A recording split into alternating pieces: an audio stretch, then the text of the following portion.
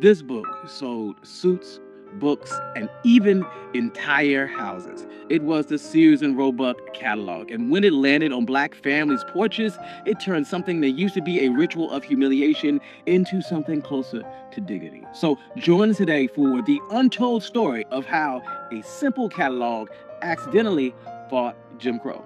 I'm your host, Country Boy, and this is One Mic Black History. And if you like stories like this, you can find more stories like this at onemichistory.com. But without further ado, let's get started. Before we dive into the Sears catalog, it's important to understand what Jim Crow looked like at the store counter. Before the Pleasant versus Ferguson stamped separate but equal into law in 1896, segregation was enforced not just by statutes but by custom. In rural towns, the country store was the gatekeeper of life. Most black families were tenant farmers or sharecroppers, and credit ran through white merchants who set the prices, kept the books, and controlled interest in the crop lien system, which was a line of credit that allowed sharecroppers to obtain supplies and loans that kept our people in debt. At the store counter, humiliation was policy. You could be made to wait while every white customer was held first. You could be denied formal titles like Mr. and Miss, barred from trying on clothes, steered towards inferior goods, or told that an item was good enough for a nigga. Even the shelves joined in with caricatures on packages and ads that turned racism into branding. Pushing back meant real risk of eviction, arrest, and maybe much worse. This led black communities to answer with a strategy. They opened co-ops and credit unions, patronized black-owned stores. In the 1930s, they started Don't Buy Where You Can't Work campaigns. Long before lunch counter sit-ins, people were already attempting to fight Jim Crow at the cash register. And this is when something different arrived that didn't require a lunch counter at all. It simply required a mailing address. The mail order catalog began with Montgomery Ward in 1872, but the Sears Roebuck Company turbocharged it in the 1890s. Richard Sears started with watches, and he teamed up with Alvin Roebuck. And by 1894, Sears' Book of Bargains became a thick, illustrated general catalog. Under Julius Renraw's leadership in the 1900s, Sears scaled into a national powerhouse, mailing out millions of catalogs a year and standardizing the satisfaction guaranteed pricing. Everything from farm tools to clothing to stoves and even housing kits. The catalog wasn't just a book, it was a national store delivered to your kitchen table. So, for black customers living under Jim Crow, this was huge. The Sears catalog turned everyday shopping, which could be a site of humiliation and exclusion, into a private transaction. And this change was offset by two things. First, anonymity and dignity. You browsed at home, mailed an order, paid a national price. There was no clerk sizing you up, no side doors, no special totals at the register. In towns where black customers couldn't even try on clothing or were forced to wait for white patrons, that broke daily rituals of disrespect. Secondly, national standardized pricing was a new way to pay. Catalogs were national and printed in ink and not negotiated at a hostile store counter. Sears accepted postal money orders and later offered installment plans on big purchases.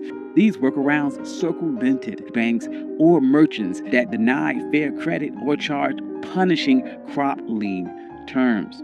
Additionally, two postal tools were also critical: rural free delivery, which started in 1896, and the parcel post, which started in 1913. The RFD and the postal post switched remote farms into a national logistic network. Backed by federal law, your order traveled by mail, not at a storekeeper's leisure. Interfering with its delivery risked federal penalties, which blunted local officials' ability to block and intimidate customers. Money orders and cash on delivery meant that you could pay a federal carrier, not a hostile shopkeeper or banker. And the post office was a federal space. Postal rules mandated equal service, and interfering with the mail was a federal offense. In places where customs outweighed rights, that blue and gray uniform offered a rare protection. Safety sat in that catalog too. Sears listed rifles alongside farm gear at a time where local laws often failed to protect black communities. Ida B. Wells famously wrote that a Winchester rifle should have a place of honor in every black home. Ordering by mail meant lawful self-defense without the hostility of the white gaze. Additionally, while Montgomery Ward insisted on cash, Sears leaned into installment plans for big-ticket items and won national price. That combination undercut the company's stores, where merchants controlled goods and credit by buying a stove or a plow at a national price and paying for it over time to a firm hundreds of miles away. It loosened the grip that the gatekeepers had over your life. So by the time of the first wave of the Great Migration happened in the early 1920s, millions of black Southerners were already completely literate in the language of catalogs, sizes, model numbers, and prices that matched between Mississippi and Chicago. By the 1910s, you could order seeds, a sonograph, or a radio. By the 1920s, telephone lines and order desks sped up things even further, and each layer widened the gap between the local store that could dictate and determine what you could purchase. But this quiet revolution by mail completely threatened the Jim Crow order of things. So the local white gatekeepers moved to shut it down completely. Newspapers reported on catalog burnings. In some towns, the store owner was the postmaster. If you were black, that meant refusals to sell money orders or even stamps. Sears would study the choke points and it would attempt to work around them. Fine print in the catalog told customers how they could hand orders directly to the rural postal carrier, bypassing unhelpful postmasters. Copywriters promised to fulfill orders even if the handwriting was shaky or a note wasn't on the official form.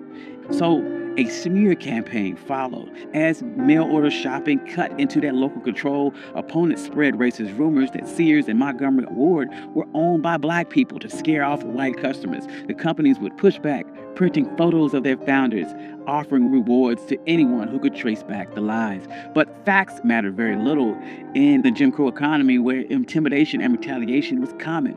After the parcel post made shipping cheaper and more reliable, this combination of national pricing, federal delivery, and written guarantees further narrowed the room for petty local monopolies. However, even as Sears' mail order catalog helped black families shop from home, the company struggled with fairness inside its own workforce. In the late 1970s and early 80s, the Equal Employment Opportunity Commission brought cases of alleged racial bias on Sears' hiring practices. Sears settled several cases, agreeing to change their personnel practices. In 1986, the EEOC high-profile sex discrimination case against Sears went to trial. Sears would ultimately win the case, but the case became a touchstone for a bigger problem in the United States. U.S. law often failed to capture overlapping discrimination, especially when black women face the intersection of race and gender. So, why does any of this matter? The Sears catalog matters because it changed the terms of everyday power. In Jim Crow stores, black customers paid a color tax. They were steered toward worse goods, denied returns, humiliated at the counter. The catalog flattened out that hierarchy. It published prices in print. It promised refunds in writing. It let people choose the quality for themselves. It replaced the local gatekeeper with a contract, order form, money order, and a receipt. A paper trail was more than a shopping record. It was leverage. These habits, comparing prices, demanding guarantees, sending back what wasn't right, taught a language of rights long before sit-ins. And this ripple effect was very real. Local shopkeepers had to compete or fear losing business. Money orders let black families outfit their homes, schools, and churches with the same ovens, stoves, pianos, books, and tools that white folks were using. Sears didn't set out to topple Jim Crow. It followed the money in a way that weakened the local system of control. It showed how black people could use standardized systems to punctuate local customs. And this is why this isn't just a quaint story about a simple catalog. It is an economic blueprint for how simple changes can completely reroute the source of economic power. Thank you. I'm your host, Country Boy, and this has been One Mic Black History. If you like stories like this, you can find more stories like this at OneMicHistory.com. Additionally, I also have a Substack where I publish notes every single day and publish stories every single week. I would like to thank all my day ones and my contributors. Without you, none of this could be possible. I love you all. Peace.